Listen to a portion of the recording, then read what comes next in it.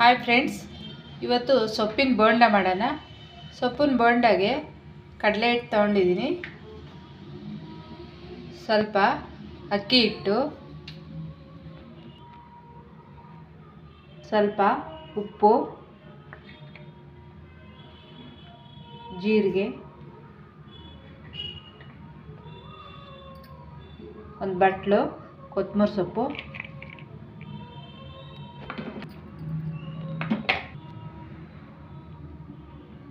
ಒಂದು ಬಟ್ಲು ನುಗ್ಗೆ ಸೊಪ್ಪು,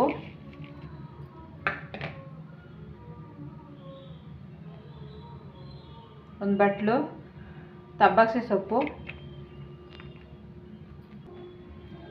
ಖಾರಕ್ಕೆ ತಕ್ಕಂತೆ ಖಾರದ ಪುಡಿ,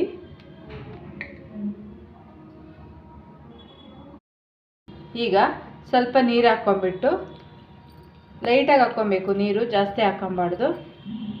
ಹಿಟ್ಟು ಸೊಪ್ಪು ಎಲ್ಲ ಮಿಕ್ಸ್ ಮಾಡ್ಕೋಬೇಕು. ಸೋಡಾ ಏನೂ ಹಾಕ್ಬಾರ್ದು. ಈಗ ಸೊಪ್ಪೆಲ್ಲ ಈ ಥರ ಕಲಸಿ ಇಟ್ಕೊಂಡಿದ್ದೀನಿ. ಇದನ್ನು ಆಯಿಲ್ಗೆ ಹಾಕ್ಕೋಬೇಕು.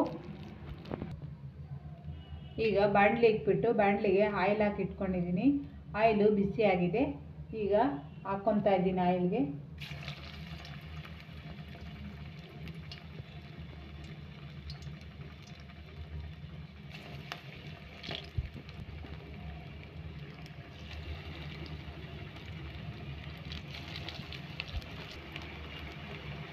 ಇದೇ ಥರ ಎಲ್ಲ ಮಾಡಿ ಈ ಥರ ಆಯಿಲಿಗೆ ಬಿಟ್ಕೋಬೇಕು. ಒಳ್ಳೆ ಮಕ್ಕಳಿಗೆ ಒಳ್ಳೆ ಹೆಲ್ದಿ ಫುಡ್ ಇದು. ಯಾರೆಲ್ಲವ ಸೊಪ್ಪು ತಿನ್ನಲ್ಲ ಅಂತ ಹಠ ಮಾಡ್ತಾರೋ ಅಂಥ ಮಕ್ಕಳಿಗೆಲ್ಲ ಈ ಥರ ಮಾಡಿಕೊಟ್ರೆ ಚೆನ್ನಾಗಿ ತಿನ್ಕೊಂತಾರೆ.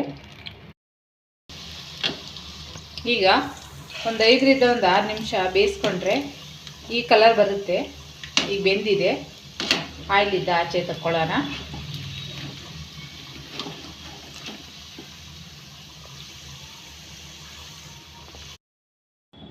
ಫ್ರೆಂಡ್ಸ್, ಸೊಪ್ಪಿನ ಬೋಂಡ ರೆಡಿಯಾಗಿದೆ.